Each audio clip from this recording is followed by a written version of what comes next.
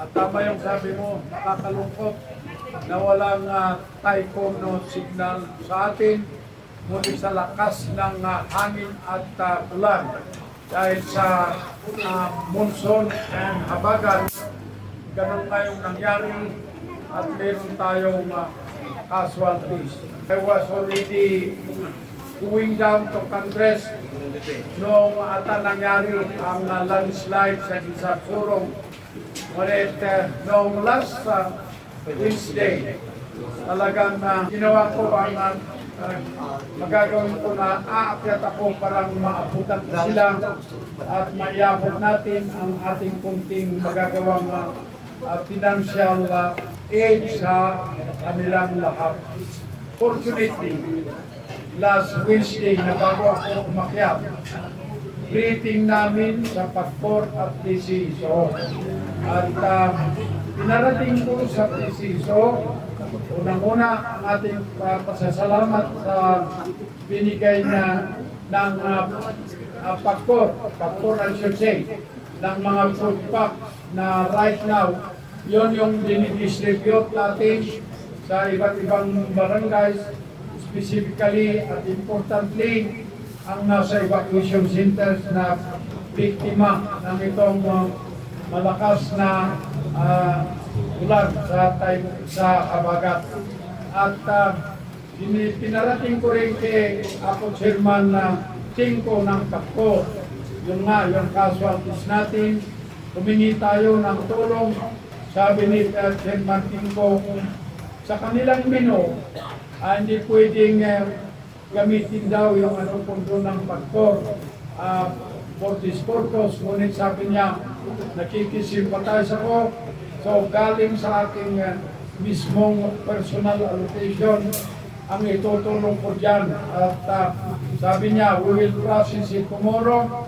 Magbigay ako ng 10,000 na each sa isang biktima. So ganun nga ang nangyari.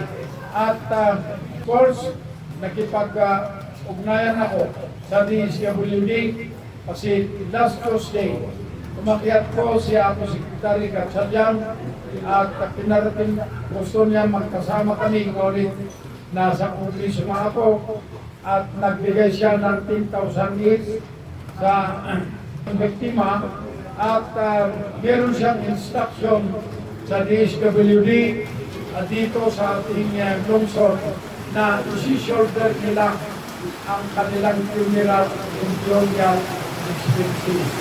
Yung problema lang natin dyan ay of course yung documentation na may prepare para may release sa kanila direkto sa punerarya ang burial expenses na babayaran nila sa punerarya. Sabi ko sa Israeli, dagdagan natin yung 10,000 na sinigay ni Secretary Gatchalian. Bakit sabi niya ng Director, hindi naman pwedeng gugugin. 10,000 lang ang maximum na may bibigay sana namin. Sabi ko, tingnan naman natin, kaawa-awa sila sa nangyari sa kanila. Talagang kulang. 10,000 yan. O, by all means, total. All-in ninyo sa aking aplikasyon yan. Design yung budget. Dagdagan natin ng 10,000 feet. Yung isang yung mga biktima. Ayan, at dagdagan ko rin yung ating personal na naliaabot sa kanila. So, the other day, sinigay namin yung 15,000 feet sa kanila. 10,000 sabi na po sa ating aplikasyon. Care of DSWD at 5,000 sa ating personal account na. At kahapon lang, what Chairman Tingko at told me during the meeting, deposito nila sa ating account yung 100,000 for 10 casualties. So, binigay natin kahapon ang 80,000 sa pamilya ng lalo na nandyan pa yung dalawa na inuwi pala nila sa Pampanga, kanina lang yung umakyat ng mga membro ng pamilya na kinuha nila yung 10,000 dito. Please, bigyan natin. At yung ating community center na in-establishhan natin, hindi sila kumihinto na nag-distribute ng food pack sa mga buktimanga. Sila pa ata yung naunang pumunta sa Burong, and then sa different evacuation center and different barangay sa Pawinito Pagyo. Kasi while ago, matatapos lang nila sa Limita Village sa Lucas, yung pag-distribute.